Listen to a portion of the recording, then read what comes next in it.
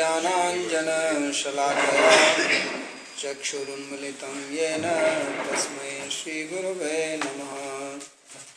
वन्देऽहं श्रीगुरोन् श्रीयुतपदकमलं श्रीगुरून् वैष्णवांश्च श्रीरूपं साग्रजातं सहगण रघुनाथान्वितं तं सजीवं साद्वैतं सावधूतं परिजनसहितं श्रीकृष्णचैतन्यदेवं श्रीराधाकृष्णपादान् सहगण ललिता श्रीविशाखान्वितांश्च।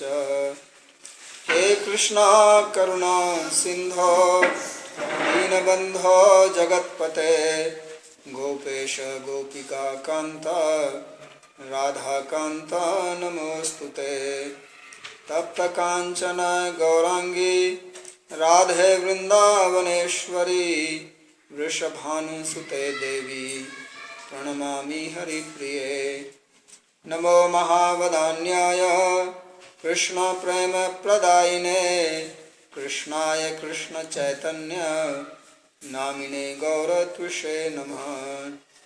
पंचतत्वात्मकं कृष्णं भक्तरूप स्वरूपकं भक्तावतारं भक्ताख्यं नमामि भक्तिशक्तिकं।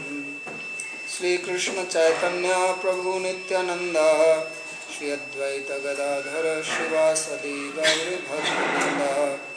हरे कृष्णा कृष्णा कृष्णा हरे हरे हरे राम राम राम हरे हरे। जन्माद्यस्य यतोऽन्वयादितरतश्चार्थेषुभिज्ञस्वराट् तेने ब्रह्म हृदय आदि कवये मुह्यन्ति यत्सूरयः। तेजो वारिमृदां यथा विनिमयो यत्र त्रिसर्गो मृषा धाम्ना स्वेन सदा निरस्तकुहकं सत्यं परं धीमहि। नारायणं नमस्कृत्य नरं चैव नरोत्तमं देवीं सरस्वतीं व्यासं ततो जयमुदीरयेत्। स्वस्ति अस्तु विश्वस्य खलः प्रसीदतां ध्यायन्तु भूतानि शिवं मिथो धिया मनश्च भद्रं भजतादधोक्षजय आवेश्यतां no मतिरप्यहेतुकी।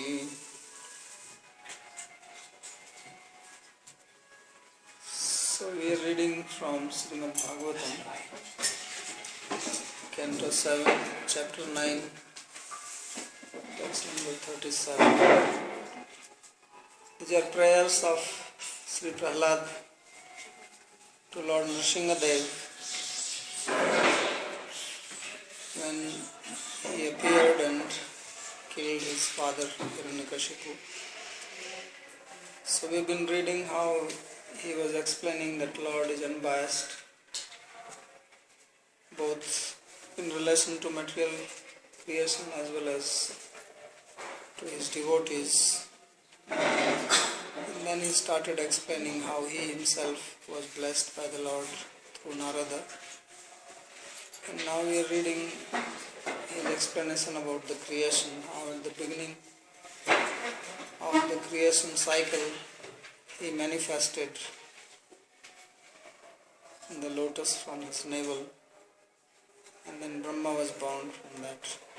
So Brahma, he was trying to search for the source of the lotus but could not find, and then he came back and he engaged in tapasya, austerities, and finally he saw the Lord with 1,000 heads, 1,000 legs. So that's what we read. So now he continues in the next verse. He says, Tasmai bhavan hai shiras tanuvam cha vibhrad veda druhati balo madhuketa vakyo atvanaya chuti ganansta rajastamascha sattvam tava priyatamam tanumanananti. So at that time, two Asuras had appeared, Madhu and Kataba, and they stole the Vedas from Brahma. Veda Druhao Atibalo Madhu Katabhakya. So they were against the Vedas and they took away the Vedas. So then Lord, he appeared in the form of Haigriva. Ashiras Tanumamcha Vidrat Atvanayat Shruti Ganastu.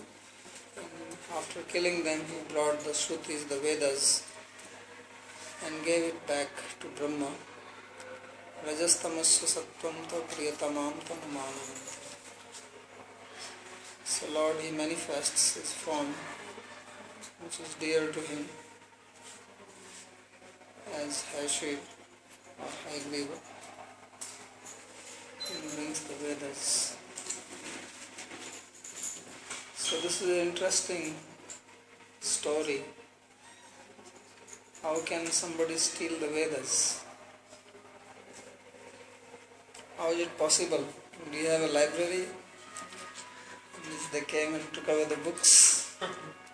And then Brahma was without book. And what would it do? So how could he steal Vedas? You heard the story, right? Madhu Kataba. Krishna is called Madhusudana because he killed them. And Katabhari, Katavanishodana. So Brahma did not get the books, he only heard it. Tene Brahma Hridaya Adi Kavem Tiyat Suraya. He heard the Vedas. So if he heard it, it is in him. Then how can somebody steal?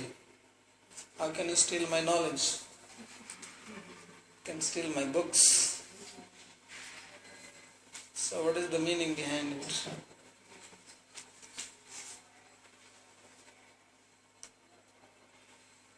So here in the verse it is described that they are Rajas and Tamas. That's what it said, that Rajas Tamascha Atva Anayat Shruti Ganan Rajas Tamascha Sattvam Tav Priyatamam Tanumavanam. So knowledge becomes covered when somebody is influenced by Sattva and Tamas. Those are the Asuras. Rajas and Tamas. So that is what Asura means. So Sattvat Sanjayata Jnanam. Jnana or knowledge, it comes from Sattva. Here in the material world, whatever we understand, when we have proper understanding comes only from Sattva. And Rajas gives Viparya and Tamas blackout. It's like the light went off and everything was dark. So in Tamas one cannot understand anything. You don't know what is happening. Like you sleep at night, then you don't know where you are. You forget about even your own room. And Rajas is when we see variety or we see things differently, and it is not actually different. When you see one object as another, that is called Viparya or Viparyas, Brahm. That is because of the Rajas. That is the nature of Rajas. And it presents things differently to you. Because we understand things with the help of our senses and then mind. But if your mind is influenced by Rajas, then you don't see things as they are. As Krishna explains, Sangat Sanjayate Kama, Kamat Krodho Vijayate. And Krodhat Bhavati Sammoha. So Krodha is also a type of intoxication. People follow 4 principles, they say no intoxication. But the anger is also intoxication. Because it is creating sammoha. Intoxication creates sammoha. That's what intoxicant is. So when you take some intoxicant, some drug, then it creates vibhrama, sammoha. You don't see things as they are. Either you don't understand at all, that is tamas, or you understand them wrongly. So that is what demon is. That's what asura is. So when it is said that these two asuras were born,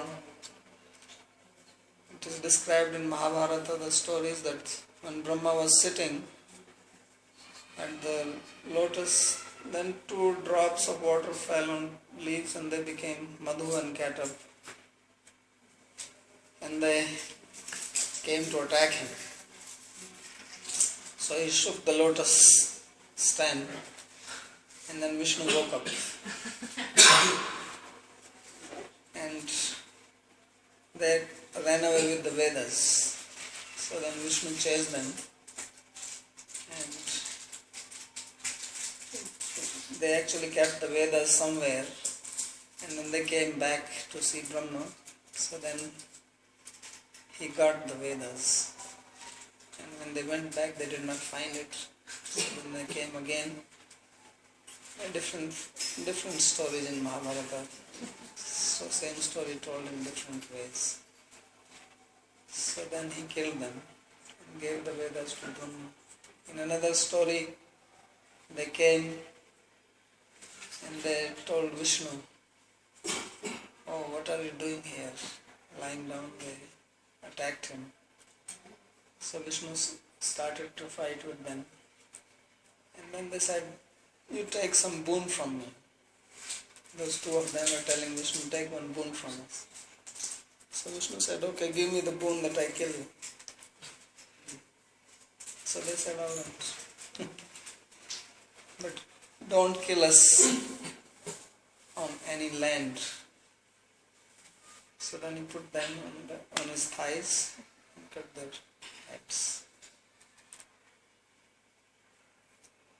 So the meaning is that when we are in tamas and rajas, then we cannot have knowledge. Veda means knowledge.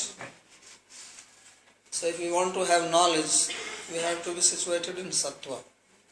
And that's what Vishnu is. And Vishnu is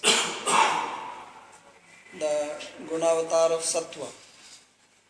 So he removes or he overpowers, because the gunas are always fighting for supremacy, as Krishna explains in 14th chapter. That sometimes sattva is prominent, sometimes rajas is prominent, sometimes tamas is prominent. So the meaning is that if we want knowledge, then we should take shelter of Vishnu. If we take shelter of deities which are in tamas and rajas, then some sila bhajanti vai, then you will get the same nature. You will become influenced by that. So the idea behind is that we should take shelter of Vishnu. Then you will have knowledge, as Brahma got knowledge because he took shelter of Vishnu. So Vishnu killed Rajas and Tamas. And then he got knowledge, he got the Vedas. Then he could function. So if you want to function in our life, even materially, you have to have proper knowledge. What to speak if you want spiritual progress, then you have to have proper knowledge. But many times spiritualists think that you don't need knowledge. Knowledge is for jnanis and bhaktas, they don't need anything. They will do bhakti, but bhakti is also knowledge. It is the best knowledge. It is Vishuddha Sattva, supreme. It is even beyond material knowledge. And that comes from the Shastra. Because this is the Suddha Sattva Purana, Bhagavatam. So that is the meaning that Vishnu killed them and gave the Vedas, which was, his knowledge was overpowered by Rajas and Tamas. So Sri Vishwanath Chakravarti says, Swabhaktam Tamcha Puna Punarabtirya Twamarakshirityah Tasmaiti. So in the previous verse, Prahlad, he had spoken about Lord's appearance in his Mahapurusha form, Sahasra Purusha, Sahasraksha, Sahasrapad. So he is praising him again that you again and again come and protect your devotees. So, Paritranaya Sadhuna, Krishna says he comes to protect his devotees. So he is saying the same thing, and then in this he gives an example of this, how he protected Brahma. So protection is not protecting physically, but by giving proper knowledge. That is the real protection. If you protect somebody physically and the person remains in ignorance, then what is the difference? How does it benefit? You still remain under the influence of the gunas. So real protection is by giving this knowledge. As Krishna says, Nahi jnanena sadrisham pavitram vidyate. So there is nothing which is more protective than transcendental knowledge. So this is what he did in Hagriva Avatar. He gave knowledge.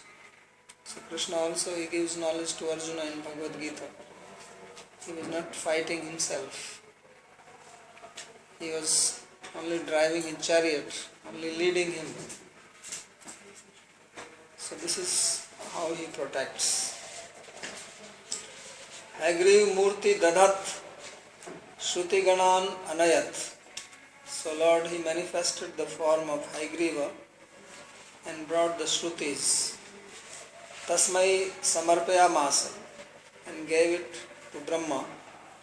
Madhu Kaitavakyo Kidrisho Rajastamau Sabhavavitya. So he makes it clear that what is Madhu and Kaitava? Madhu is sweet, right? Madhu means honey. So honey is very sweet. So people like Rajas. That pleasure, Krishna says, which is very appealing in the beginning. That's what people like. So that is Madhu. Later on it may trouble your stomach. But now you enjoy the pakoras. So that is Rajasic pleasure, which is very pleasing in the beginning, but the outcome is troublesome. And Kaitab is Katu. That is from the very beginning is problematic. There is some pleasure which is problematic from the beginning itself. Like you drink some stuff which does not even taste good. At least in Rajas you eat some good food, you may overeat. But there are people who eat and there is no taste in it. And it is horrible taste. So that is Kaitab, because that is tamas. They cannot even figure it out that they are actually suffering from the very beginning.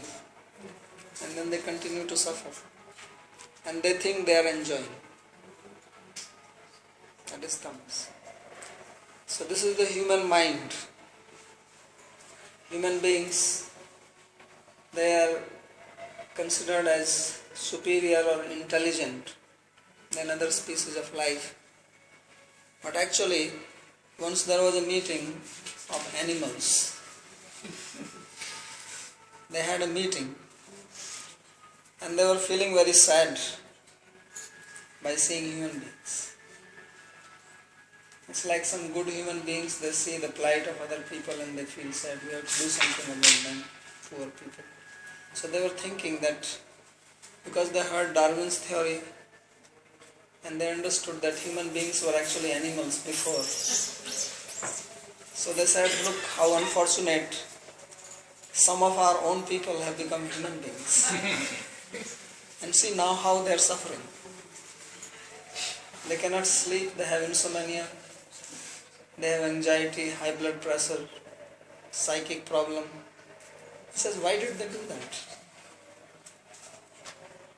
We are animals, we are so happy. We have no problem to sleep. We don't go to hospitals. We don't have mental problems. So he says this is nonsense, becoming human beings. So they were pitying the human beings. Because he says, what did they gain? So you see people keep dog is happier than the owner. He has no anxiety. He eats, sees the master wags his tail, he is happy. So this is because of rajas and tamas.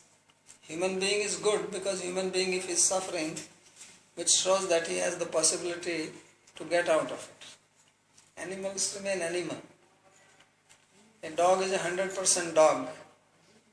You never seen a dog which is only 50% dog and 50% something else. But human beings are never 100% human beings. They are mixture.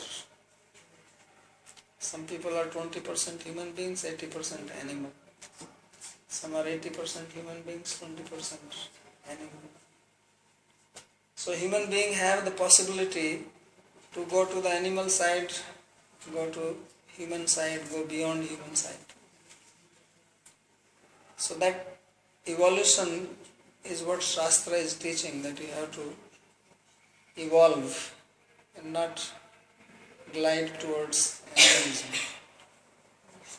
And that is possible if you get rid of these asuras.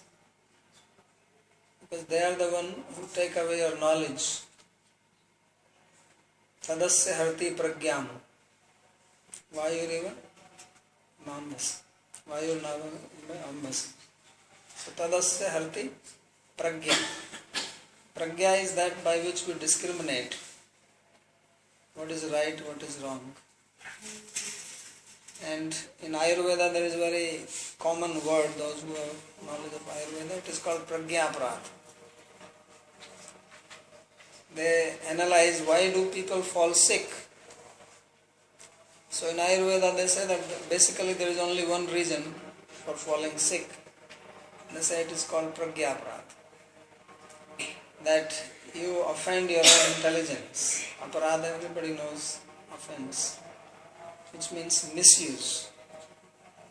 So God has given us pragya, and that's what makes us human beings, that's what makes us different from animals. They don't have pragya. So they don't do pragyaparad. And because they don't do pragyaparad, they also don't fall sick. Of course, now some animals are trying to be like human beings, so they also fall sick. But usually they don't. So we have pragya and we misuse it. And misuse means by following rajas and tamas. Asuri mohanim srita. So taking shelter of asuric nature, rajasic nature, mohini tamasic nature. So then we get lost. So that's the meaning that he killed this Madhukatava. Therefore he says that Rajastama Swabhava iti artha. This is the Swabhava, the nature of Rajas and Tamas. And this is what we have to rise above. This is what we have to give up and be situated in Sattva at least. Tayor hanane hetuhu sattvam. So what is the cause of killing them? He says sattva. Sattvam priyatamam tanumamananti. Sattvam tav priyatamam tanumamananti. So Lord's tanu, body, tanu also means energy. So that is sattva. So now he says, Yadyapi gunmatra eva audasinasya hare sattva guno na priya tadapi tatswarup bhute shuddha sattve sattva gunasya pratikulya bhav darshanade. So why sattva is dear to the Lord? Because Vishnu is called Sattvic Devata. We offer sattvic food to him, sattvic dress. Devotees are supposed to be sattvic. But Lord is Vishuddha Sattva. So why sattva is dear to him? Because sattva is not against Vishuddha sattva. It's favorable. Because it is a doorway towards Vishuddha sattva. Sattva by itself cannot lead you to Vishuddha sattva, but it is like a threshold from where you can see, you can understand. Otherwise, sattva is also material, it is also bondage. Suksangena badanati jnana sangena chamana. It also creates a bondage. But still, it has the ability to reveal something which is close to Vishuddha sattva. So that's why it is dear to the Lord. That's why he promotes it. Ultimately, he wants to promote only Vishuddha sattva. But at least in sattva guna, one can have understanding. So otherwise, he is udasin. He is indifferent to all the gunas. He activates them, but does not involve himself in the gunas. He remains aloof. But of the three, he appreciates sattva. Therefore he says, Adasinasya hare sattva guno na priya. Sattva guna is also not dear to him. But tadapi tat swarup bhute shuddha sattva sattva gunasya pratukulya bhav darshana. So because sattva is not unfavorable to Vishuddha sattva, which is the form of the Lord, which is his own being, so in that sense it is called priyatam. Priyatamatvam utprekshitam natu vastutah priyatam. So really, when it is said that it is very dear to him, it is only a conjecture. It is not that it is very, very dear, but it is like as if it is dear. Kintu sattvic loka pakshpatitvamev tav tadrisha utprekshayam hetu. So he says that because Lord, he favors those who are sattvic in nature. The devas are sattvic, the sages. So he favors them, the rishis. Even if they are not devotees, if they are sattvic, he is still called Go Brahman Hitaya cha. Brahmana does not necessarily that only a devotee. Even if they are following Vedic principles, he helps, he supports them because of the sattva, because they hold knowledge. For that very reason, which we read that he killed the two asuras, Madhu and Canto. So he says it is for this reason that here it is called that Sattvam tav priyatamam tanu mamanam. Shishta palanarthameva tav dushta nigraho yat tat khalu gunanam eva svabhavo natu vastu tastvai vaishamyamiti.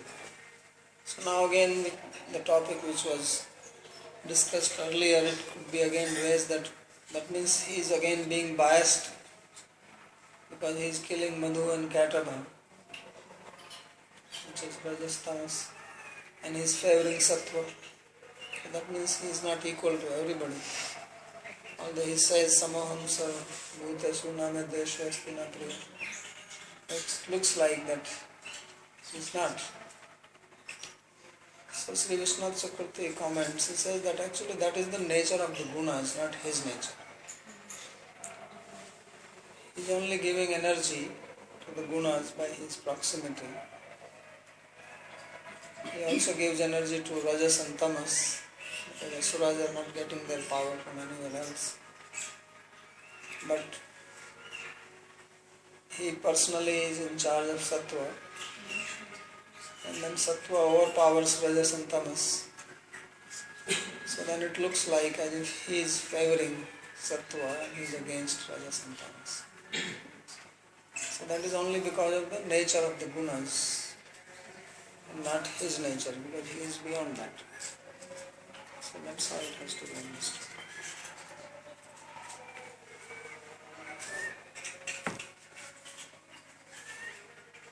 Hatva इत्थम त्रियगृषिदेव झसावतारैर् लोकान् विभायसि हंसि जगत् प्रतीपान् धर्म महापुरुष पासि युगानुवृतं छन्न कलौ यदभवस्त्रिगोत्सत्वम्.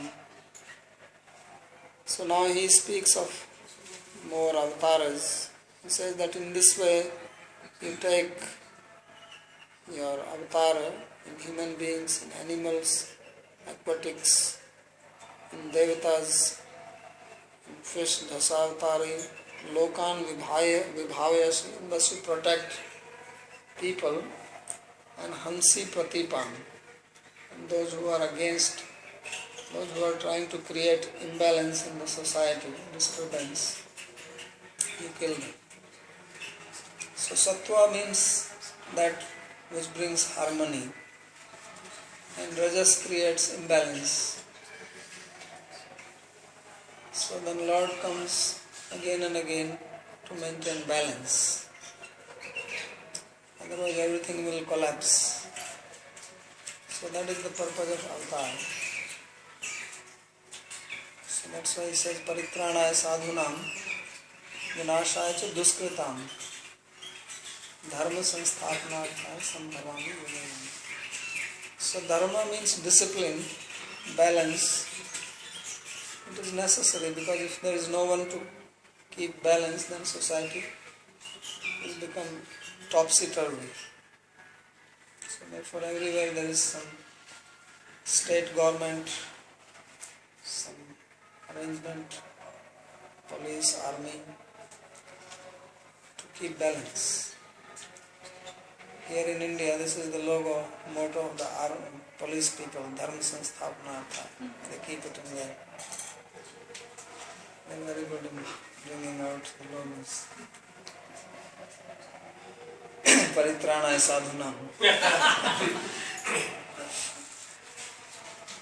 So although from this verse again it looks like that he is biased towards sadhus and he is killing the others, here also he is saying. So this is to maintain balance in the society. He comes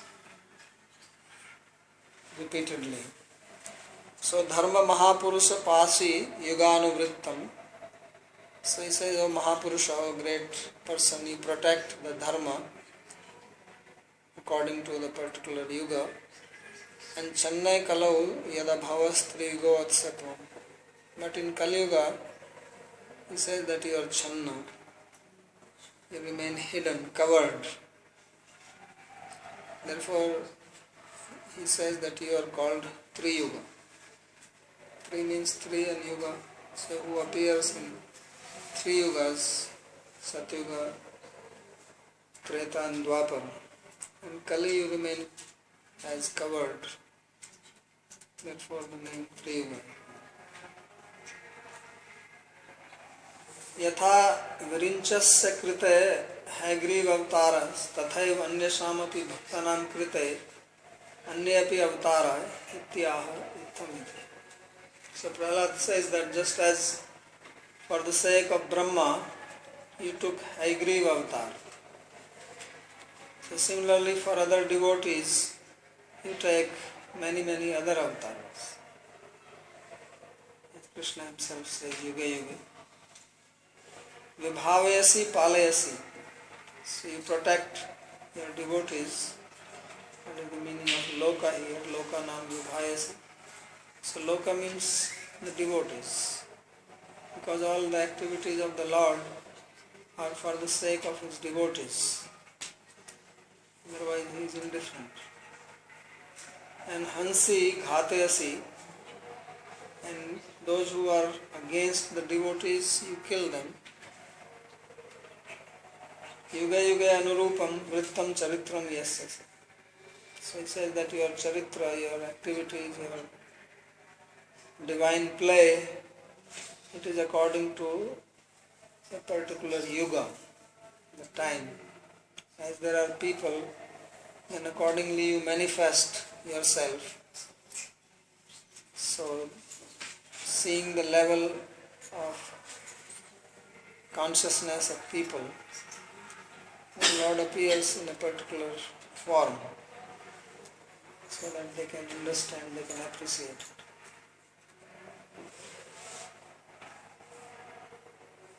Yasmat tvam kalau channa anyadiya rupa bhavabhyam bahirachan.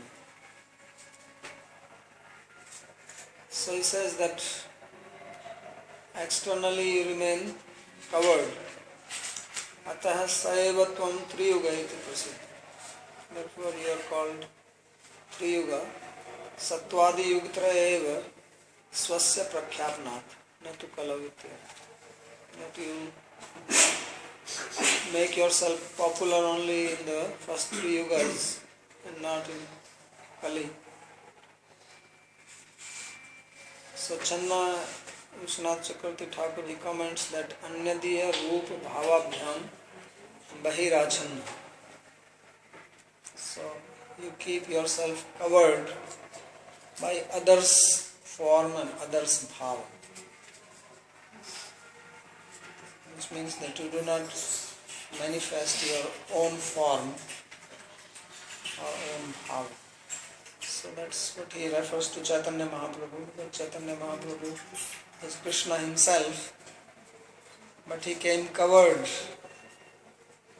in the bhava and rupa of Srimati Radharani. Therefore he appeared in the golden color and the mood of Radha. So that is the meaning Channa. Covered. अतएव अग्रे तत्प्रमाण वचनमपि अर्थांतराच्छन्नतया एव वक्ष्यते. So he says that later on, when Navyogendras they are speaking about the avatara of different yugas, then when it came to Kali Yuga, then they also explained it by covering it. They did not speak it directly. For other yugas they spoke clearly. But about Kali Yuga, they did not say in a very explicit manner who is it. So therefore he says that Arthantar Achannataya. Because the avatar is Channa covered, so when they are just explaining it, they are also explaining in a covered manner. And then he quotes this verse, famous verse, Nana Tantra Vidhanena Kalau api tatha Shrinu Krishna Varnam Trisha Krishnam Sangopangastra Parshadam Yagyais Sankirtana Praya Yajanti Sumedhasa. So he says that you also hear in the Kali Yuga who will come. So he says Krishna Varnam, that he will describe Krishna. Krishnam Varnati iti Krishna Varnam. He will chant Krishna Krishna. And Tusha Krishna. And by his bodily hue, he will not be Krishna. Or Krishna Varnam, Varna also means class. Like you have Chatur Varnam, Mayasvishka. Means he belongs to the same class as Krishna. Means he is Krishna. But by color he is not Krishna. Krishna Varnam, Tusha Krishna. And Sangopangastra Parshadam. So he will appear with his Parshadas, with his associates, with his Anga and Upanga, bodily limbs, who are like his weapons. His Parshadas are his weapons, his associates. So usually Lord comes, he carries some weapons because he has to do some disciplining, some police work. But when Chaitanya Mahaprabhu came, he did not appear with any weapons, only his associates were his weapons. Therefore he says, Anga Upanga Shastra Parshada. And yajna sankirtana prayar yajanti sumedasa. So those who have good medha, good brain, medha means white matter in the head. So those who have good stuff in the brain, they will worship him by sankirtan. Only the sankirtan. Those who have less brain, they will do some other things, like Ashtanga yoga. Right? So intelligent people, they do kirtan. Less intelligent people do some other things. Everybody has to do something.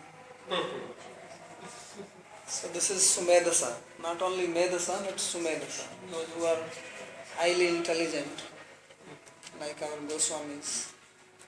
So they did kirtan. Sankirtan.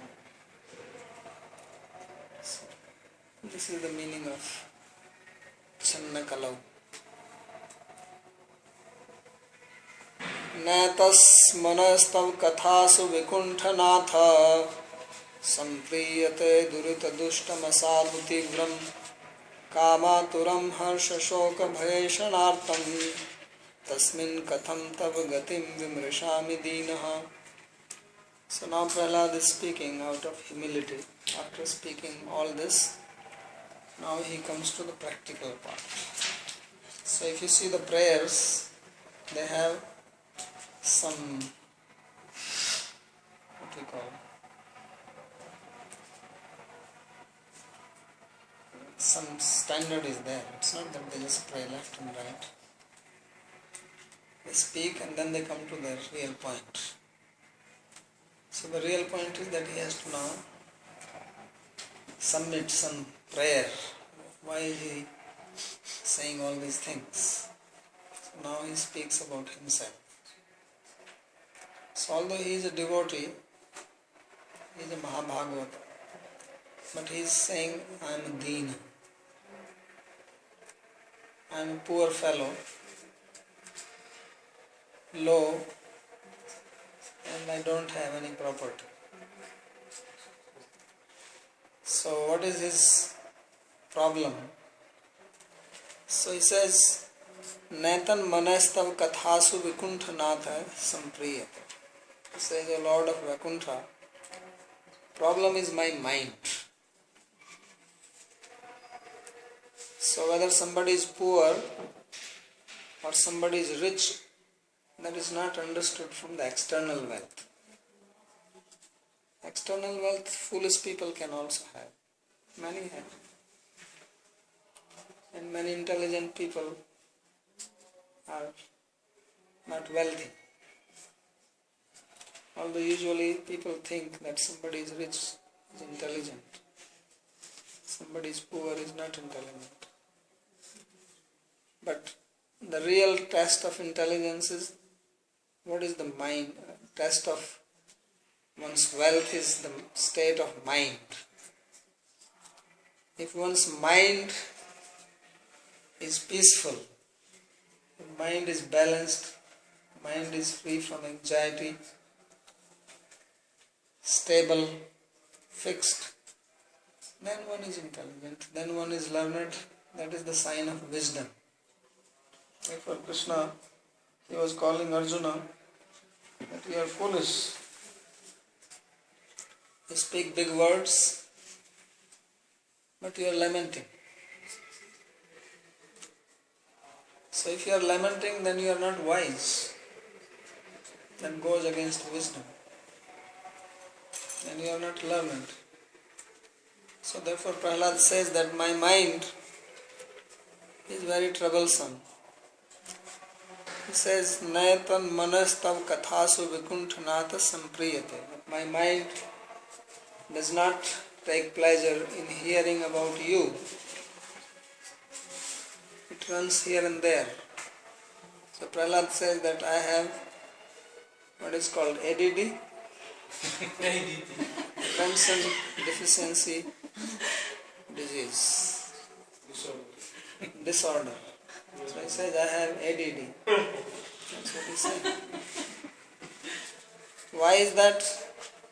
He says, because of kamatura. Atur means disturbed, unstable. Because of the kama. Because of so many desires. So, the problem of mind is the desire. Mind by itself is very peaceful, like a lake. But if there is a wind blowing, then there are waves in the lake. So mind is like a lake, and the desires, they come like waves. So that is called kamatur. Desire is a disturbance. Every desire is a disturbance. If there is no desire in the mind, then you are peaceful. You don't have to go anywhere to look for peace. Sometimes people say, let me go there, I will find peace. If you go with your desires, wherever you go, you are carrying a disturbance with you. And you will create disturbance even if you go to a peaceful place.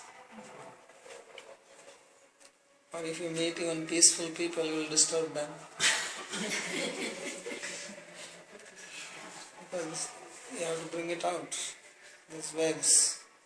So he says, I am kamatura. And durita dushtam asadhu tivram. So I am asadhu. I am not a saintly person. Because I have tivra kama. Very intense kama inside me. So depending on the intensity of the desire, one will have intensity of disturbance. When your desire is very intense, then you are more disturbed. When desire is less intense, you are less disturbed. So harsha shoka bhaya shanartha. So I am sometimes happy, sometimes distressed, sometimes full of fear, and sometimes hankering for something. And in this way, I am never peaceful. So he says, durita dushta asadhu tivra.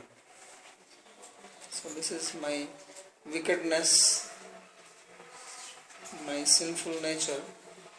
So tasmin katham tav gatim vimrishami dina. He says, with this type of mind, how can I think of you? How can I meditate on you? How can I understand? It is not possible. If you want to see some object, you have to be stable and fix your eyes on it. If your head is moving left, right, you cannot see. If something is written on the wall and you say, read it, then you have to fix your head there and read. If your head is moving, you cannot read. So if the mind is moving, then how can you meditate on the Lord? So you sit down, you chant. So your bead is moving. Mind is also moving. And both are moving with the same speed. So that is not going to work. You have to stop your hand and also your mind. So he is, of course, Prahlad is not like this. He is speaking like people like us. This is our state of mind. He is telling us, because we will never speak like this. We will say, I am very peaceful, I have no desires, I am very devoted. So Prahlad is saying that you may be like this, but I am not. So by seeing him, we may also become truthful. Try to analyze ourselves. So great devotees, they speak out of humility for others. It's not there, they don't have any problem. But they are trying to depict our mind, which we would not like to study ourselves. We would like to pose as great devotees, but great devotees are saying we are not great. So he is calling himself as Kamatura, Dina, Dushta, Sadhu, all this. So main problem is in the mind, and that is the thing to be studied. The real study is the study of our own mind and see where it is going, what is it demanding, is it going to east or to the west, and then you have to decide whether you want to go to east or to the west. So Varuni Diggatam Vastum Kathamendri Mayapniyat. Something which is in the west you cannot find going to the east. Goswami says. So if you have to go to west, then you have to walk also to the west, not to the east. So if you want to become devotee, if you want to attain love of God, then we have to see that we are going towards God or we are trying to get love for objects. So if our desire is, if our love, our attachment, our affection is for material objects, material sense pleasures, and then we think we will get love of God, then we are cheating ourselves. So worst cheating is cheating yourself. People think they cheat others, they are happy, but actually you cheat yourself. And that nobody can help. If somebody else is trying to cheat you, maybe you can take help. But if you cheat yourself, who is going to help?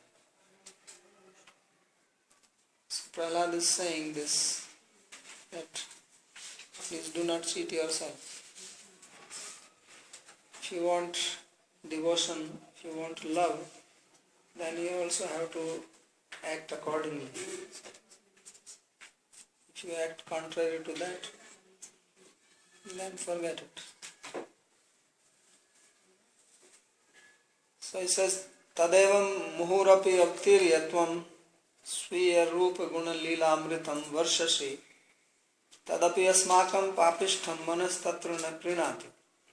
So he says, in this way, O Lord, you appear in various forms and you perform various activities for our benefit. But I am so sinful that my mind takes no interest in these things.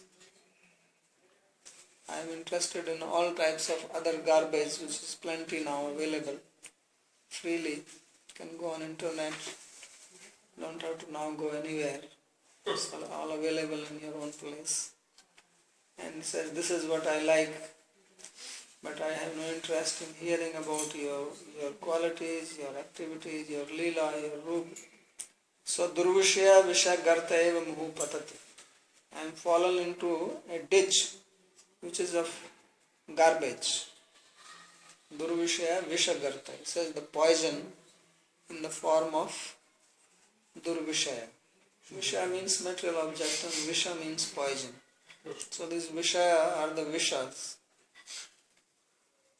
And there is a ditch which is full of this poison. And then you jump inside. And it is a deep ditch. So you can drown in it.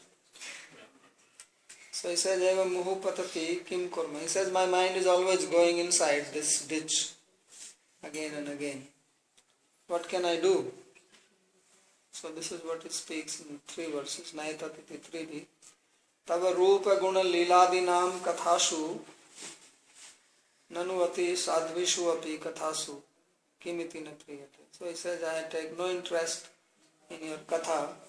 So then if it is asked that why you don't take interest in katha which is very nice, pleasant. So he says, durita dushtam yatha. He says, because my mind is polluted. Dushta means polluted. And durita means with some addiction to sense pleasures. So Vishwanath Chakravarti gives the example of pitta dushta rasna, like jaundice. Somebody is sick with jaundice, then the sweet does not taste sweet to that person. So like that, because our mind is polluted now, so the Lord's pastime do not appear sweet to us, but we take interest in reading newspaper, watching TV, or some other lila of the material people. So mind is very much attracted to that. Tivram durvaram, and this is very intense. I am unable to control it, get rid of it. Ishana dhanadi vasna tasmin. And mind is full of vasanas, desires for wealth, for power, for position. So tasmin manasi tab gatim tattvam katham vimrishami.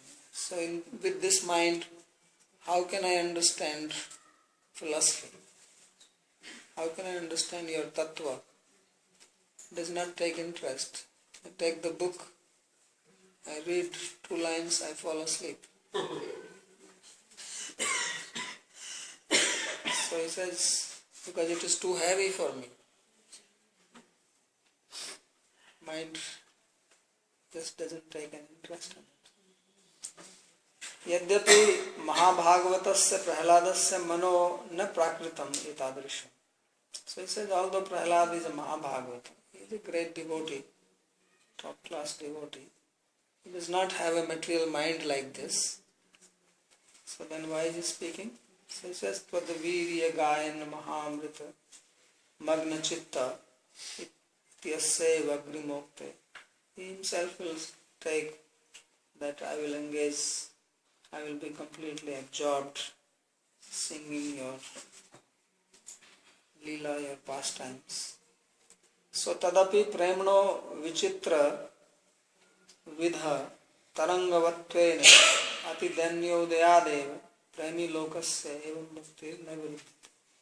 He says because of love, and there are waves of love in his heart, and that is making him think and speak like this. So he says those people who are attained prema, then they speak like this. There is no contradiction.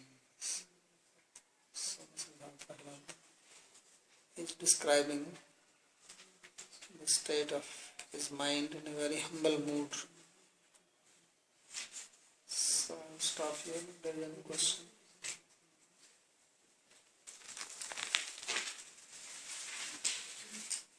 You want to say something? Prayojan Prabhu.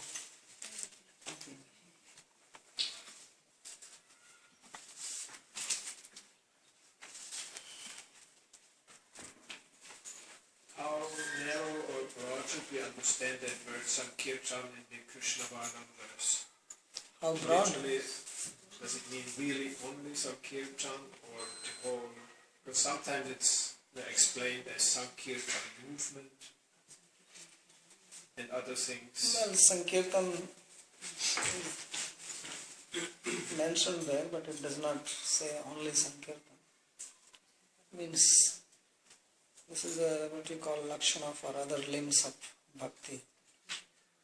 Means hearing, as we all the time we are hearing in Bhagavatam, how hearing is important, sadhu sangha.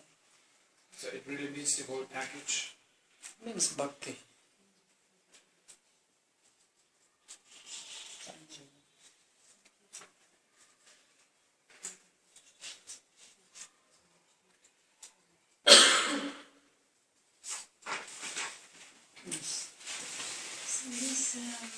Waves that basically are material because there is no any spiritual experience in material life.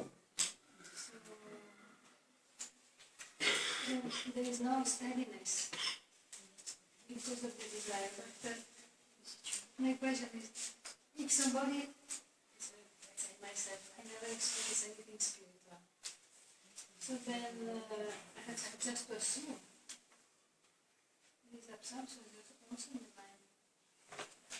And then I work on that and try to bring the mind on something to hook on. And realize how, where it starts with being fixed. Yeah, so that is the meaning of sadhana. Sadhana means to become steady. That's what the root sadhana means. Mind is not steady, but we have to practice to make it steady. So when you have Shraddha, you have understood. So